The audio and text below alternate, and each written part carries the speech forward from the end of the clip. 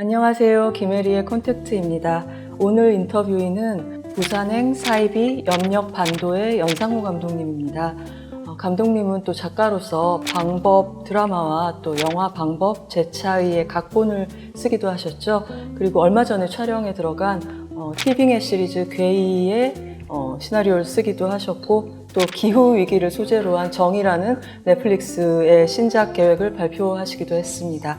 그러나 오늘 감독님을 모신 중요한 이유는요, 9월 9일 개막한 토론토 국제영화제의 프라임타임 섹션에서 최초 공개된 새 넷플릭스 시리즈 지옥입니다. 토론토에서 공개한 이 작품은 연상호 감독님과 최규석 작가님이 함께 쓰신 동명의 웹툰을 원작으로 하고 있습니다. 이번 영화제에서는 6부작 중에 3부를 공개를 했고요. 오는 11월 19일 넷플릭스에서 정식 오프닝을 앞두고 있습니다. 그러면 감독님 모시도록 하겠습니다.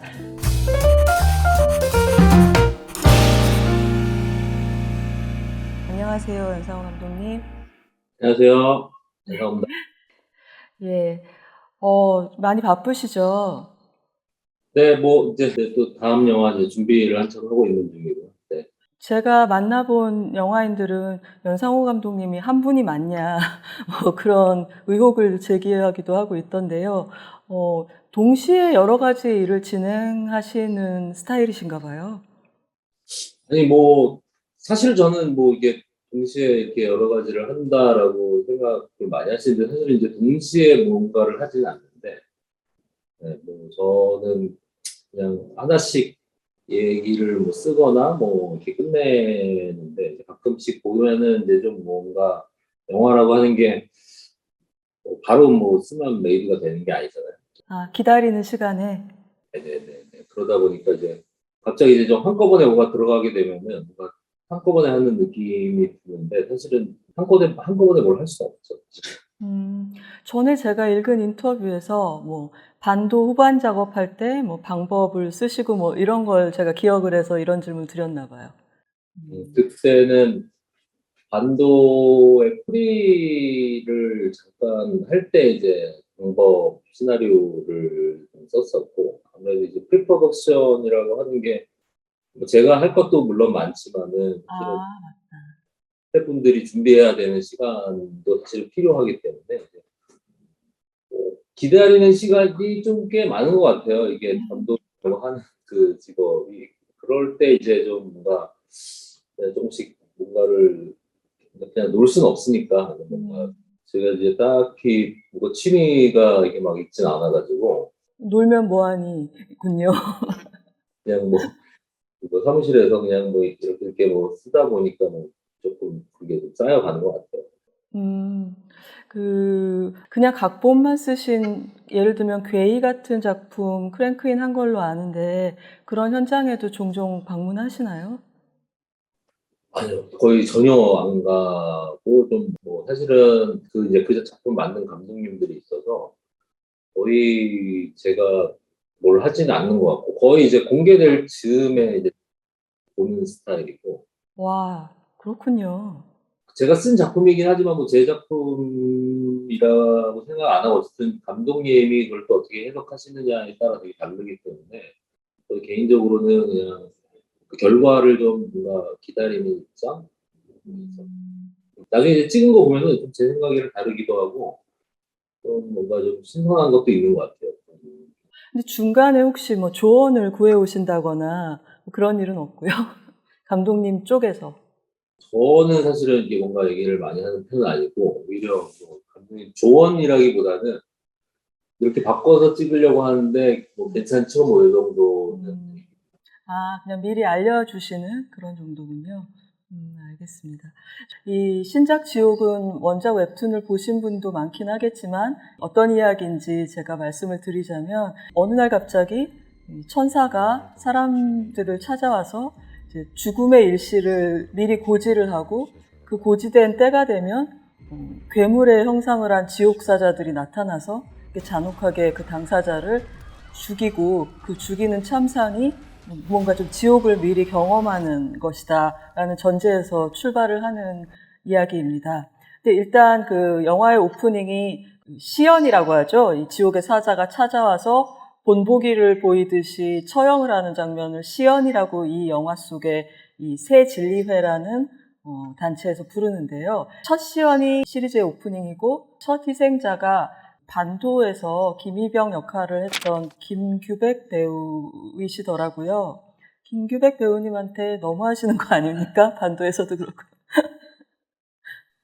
뭐 좀 오프닝이기도 하고 좀 이제 오프닝에만 나오니까 좀 미안한 마음이 있어가지고 이왕이면 좀 잘 아는 배우한테 맡겨야겠다 싶어가지고 이제 김 배우한테 뭐 이러이러한 건데 해줄 수 있냐라고 얘기를 했죠. 그런데 너무 현장에서 이제 그 촬영할 때 너무 고생을 해가지고 오, 너무 미안하더라고요. 너무 미안하고. 근데 음, 또 지금 뭐 공개되어 있는 그 영상이나 이런 것들이 너무 또 기획 배우 중심이어가지고 지금 아, 그 썸네일이 기획 배우 그 아, 고백도 있더라고요. 얼마 전에 뭐 기획 배우한테 연락이 왔더라고요. 갑자기 공개가 됐는데 너무 자기만 나와도 놀랬다고 전화 엄청 받았다고 하더라고요. 아, 예.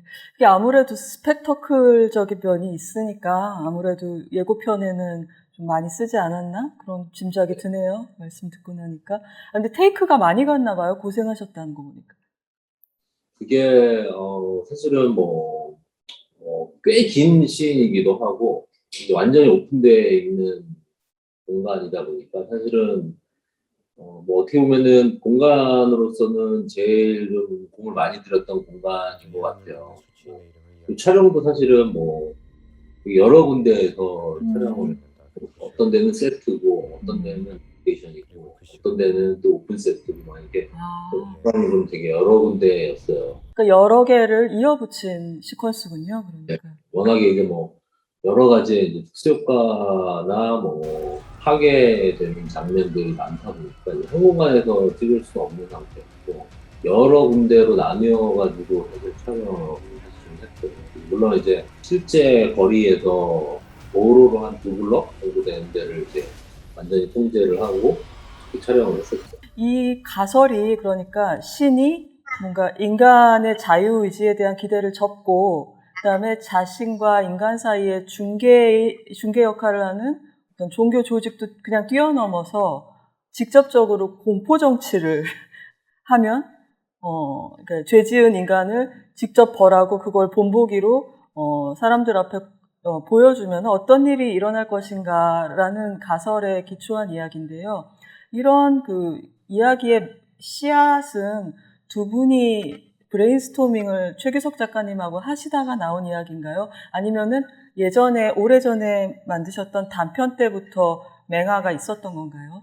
뭐 일단은 단편 애니메이션 지옥 때도 사실은 뭐 기본적인 설정은 비슷한 게 있었어요. 그러니까 지옥이 실제를 하고 근데 이제 그거에 대한 진짜로 그걸 시행하는 존재가 누구인가 그리고 그가 어떤 의도를 가지고 있는가에 대한 건 사실은 단편 애니메이션에서 되게 모호한 상태에 아, 또 진행이 됐었고요. 음. 그리고 그거를 좀 장편 시리즈로 좀 구체화해서 한번 만들어 보자라는 의도였던 것 같아요.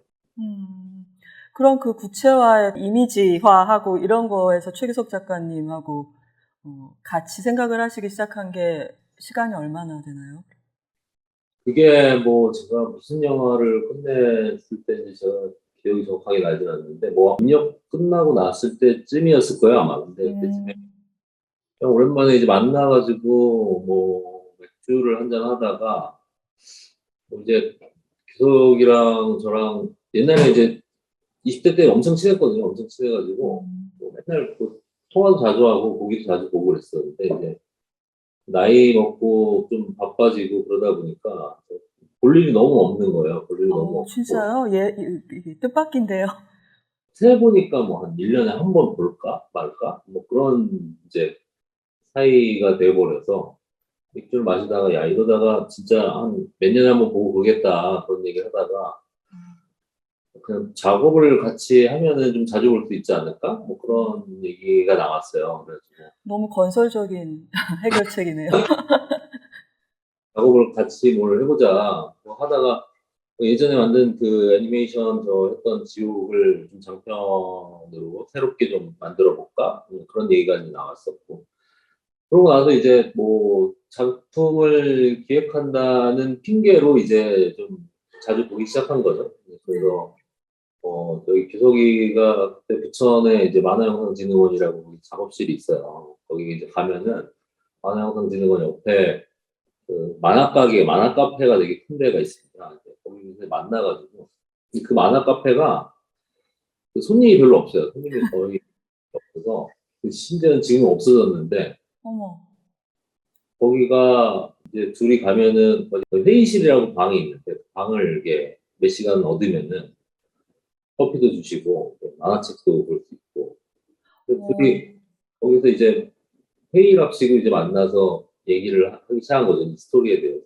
그러다가 이제 좀 스토리가 좀 막히고 얘기가 좀 잘 진행이 안 되면은 만화책도 보고 저기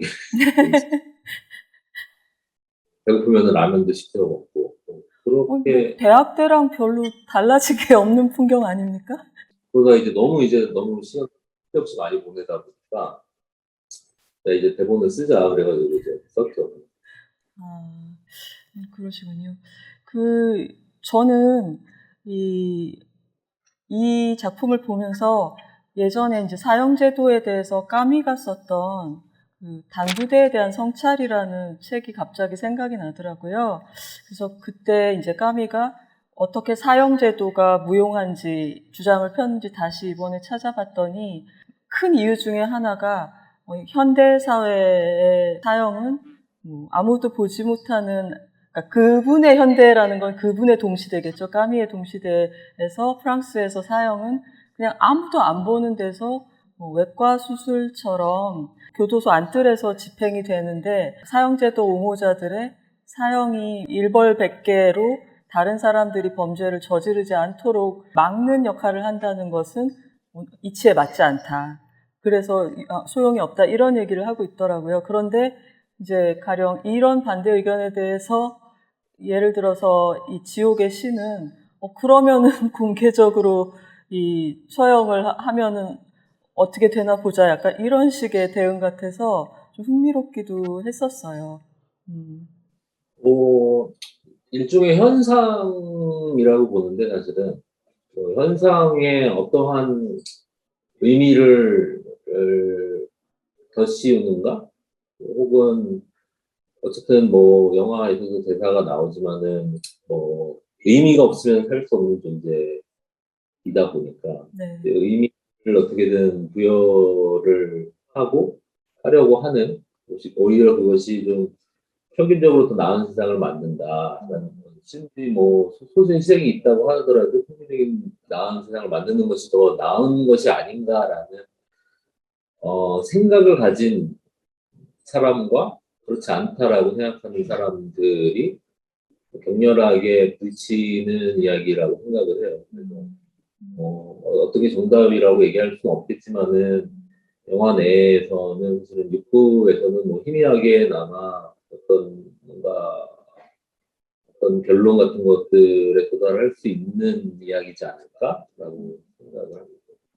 그러니까 이게 아무런 사전 정보 없이 원작도 읽지 않고 지옥 시리즈를 보기 시작한 관객들은 아마 처음에는 이 현상이 혹시 인간의 조작인가? 먼저 의심을 할 것이고 아니면 무슨 어떤 굉장히 돈과 기술이 좋은 악당이 빌런이 어디선가 만든 홀로그램인가?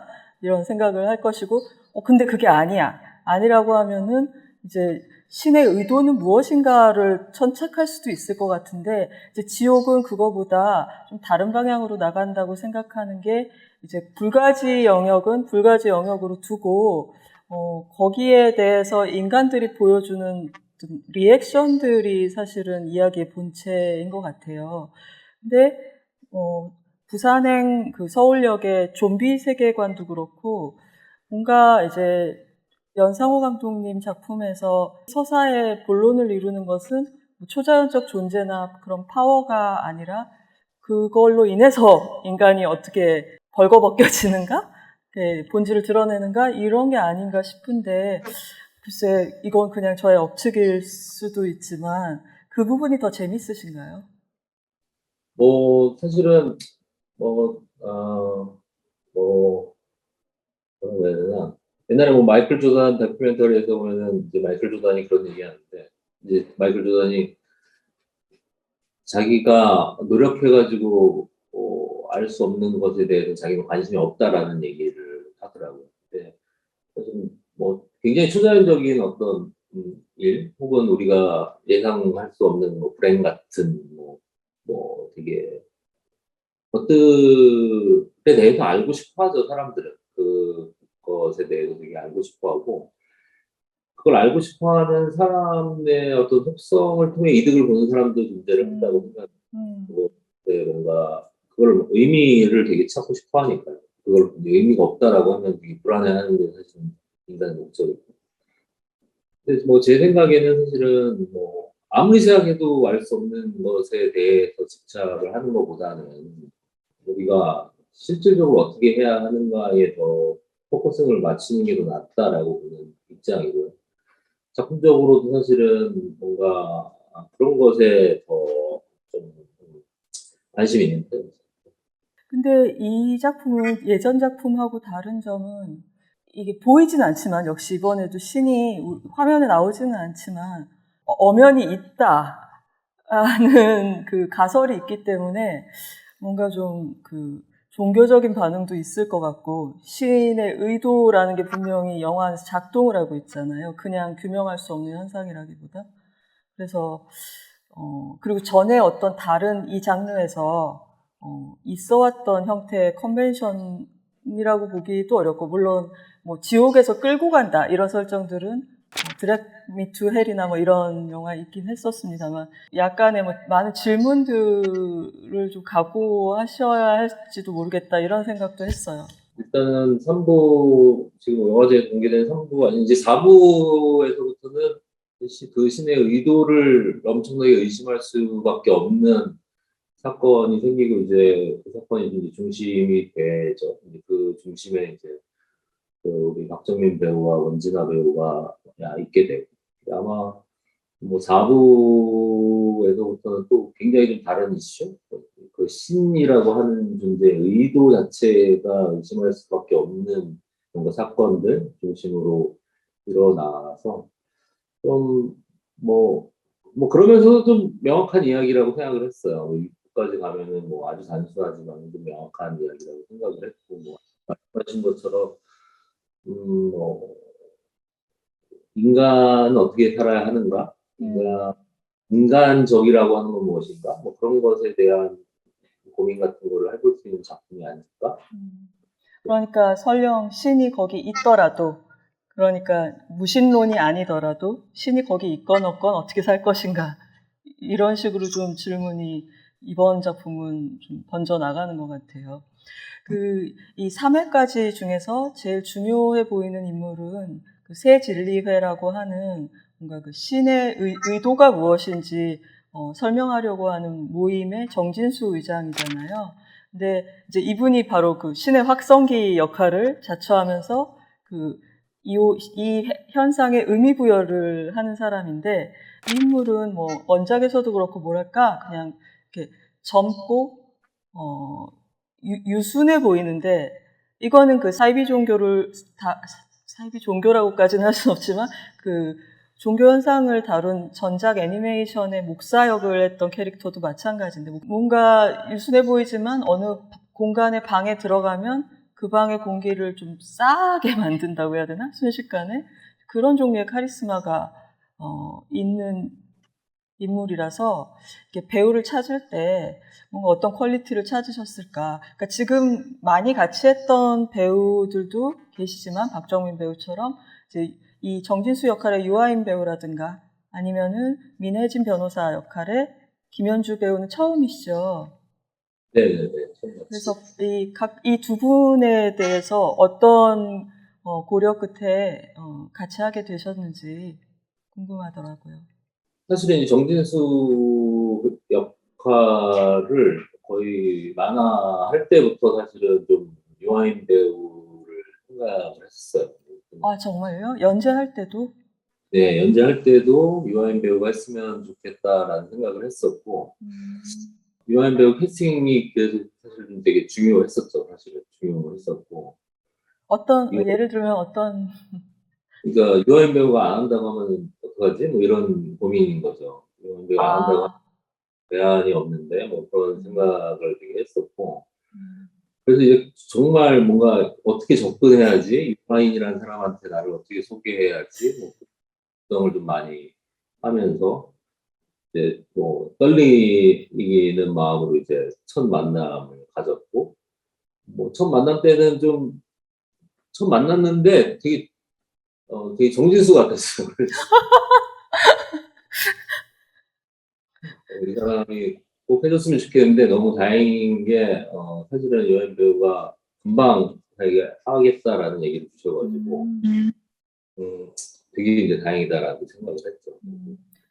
이- 근데 그 가령 예를 들어서 구체적으로 정진수 같았다고 하셨는데 유아인 배우의 뭐 예전 연기를 예를 들어서 요런 면모 이런 게 정진수한테 딱이다라고 생각해서 원작 그릴 때도 염두에 두신 그 면모가 뭘까? 이렇게 말로 표현하면 어떤 걸까요? 뭐 저는 사실은 그냥 어떤 작품에서의 뭔가를 봤다기보다는 오히려 좀 유아인이라고 하는 뭐 제가 유아인이라는 사람 얼마나 알지는 모르겠지만 공개된 부분에서 봤을 때 자기의 어떤 논리적인 음, 어떤 스트럭처가 되게 강한 사람이라는 느낌을 받았어요. 그러면 음, 정진수라고 하는 인물이 되게 고요한 인물이지만 사실은 그 안에 되게 그 자기만의 어떤 논리적인 그런 게 되게 강한 사람이거든요. 그리고 그게 맞아요. 설사 비뚤어져 있을 망정 그 그 논리를 일단 세우고 나면 그냥 자기 인생을 거기다가 그냥 땔감으로 바칠 의지가 있는 굉장히 특이한 사람이죠. 정진수라고 하는 인물이 사실은 연기로 따지면 되게 막 보여지는 뭔가의 연기가 필요한 건 아니라 좀 되게 음, 잔잔한데 그 안에 좀 뭔가 되게 아주 뒤틀리고 아주 뭔가 강한 뭔가 뭐 그 구조가 존재를 하는 사람이다라는 느낌 같은 것들이 좀 음, 필요했던 것 같아요. 그래서 저는 뭐 물론 뭐 유아인 배우가 비뚤어지지 않았지만은 그런 부분을 좀 봤던 것 같아요. 그래가지고 요한 배우가 이거를 좀 해줬으면 좋겠다라는 좀 생각을 했죠. 네. 했고 작품에 대해서 얘기를 할 때도 사실은 이 정진수라고 하는 인물에 대해서 얘기를 많이 하진 않았던 것 같아요. 아, 많이 않고 오히려 그냥 제가 정진수에 대해서 생각하고 있는 이미지, 그 음, 것들 뭐 약간 르포 사진 그런 아, 것들 찾아가지고 뭐 예를 들면 막 일본의 뭐 히키코모리 아, 사진 같은 거를 뭐 보여주기도 하고 그런 식으로 좀 얘기를 했는데 사실 좀 놀랬던 거는 현장에 현장에 갔을 때 되게 유아인 배우가 뭐 제시했던 그런 이미지들을 되게 잘 아. 충실히 아주 그냥 표현을 하시더라고요 연기로서 그런 것들 되게 좀 놀라웠던 기억이 있어요. 통했네요. 네. 네. 그 김현주 씨 경우는 이제 최근에도 언더커버라는 드라마에서 인권 변호사 역할을 했었고 이게 전에도 한번 법조계에서 일하는 캐릭터를 드라마에서 본 것 같은데 어떻게 만나셨어요? 사실은 이제 민혜진이라고 하는 캐릭터는 그냥 뭐라고 해야 될까요? 그런 어떻게 보면은 정진수의 그런 뒤틀림 같은 것들이 통하지 않는 인간이어야 될 것 같고 또 후반부에서는 이제 뭐 굉장히 다른 모습으로 나오는데 되게 두 가지 면모가 다 있는 인물이었어요. 근데 아, 좀 그런 캐릭터를 좀 새로운 이미지의 배우가 누가 있을까? 뭐 김현주 배우님이 데뷔하신 지 너무 오래됐지만은 또 한편으로는 우리가 봤던 김현주 배우가 아닌 되게 다른 이미지를 보여줄 수 있겠다라는 생각을 가지고 사실은 김현주 배우를 딱 생각하는 순간 사실은 이제 민혜진이 너무 이제 뭐라고 해야 되나 좀 결합이 됐다고 할까요? 그래서 사실은 마찬가지로 이제 대본을 보내드리고 뵀었는데 뭐 뵙고 나서는 사실은 이렇게 작품 얘기 별로 안 했던 것 같아요. 뵀을 때 짜파게티 얘기만 한 되게 오래 했던 기억이. 무슨 얘기요? 짜파게티 얘기만 되게 오래. 얼마나 맛있는지 시간 정도 했던 기억이 있는데 뭐 어쨌든 네, 좋게 봐주셨는지 또 해가지고 좋았죠. 사실. 이번에는 캐스팅에 대해서는 사실은 굉장히 운이 좋았던 케이스라고 생각을 해요. 거의 다 제가 원하던, 거의 다가 아니라 거의 100%다 제가 원하는 배우들이 다 캐스팅이 됐고, 제작사나 아니면 넷플릭스 쪽에서도 그거에 대해서 이견이 사실은 없었어요. 예. 그래가지고, 모아놓고 보니까 사실은 좀 되게 좀 기묘한 조합인 거예요. 같이 한번 맞아요.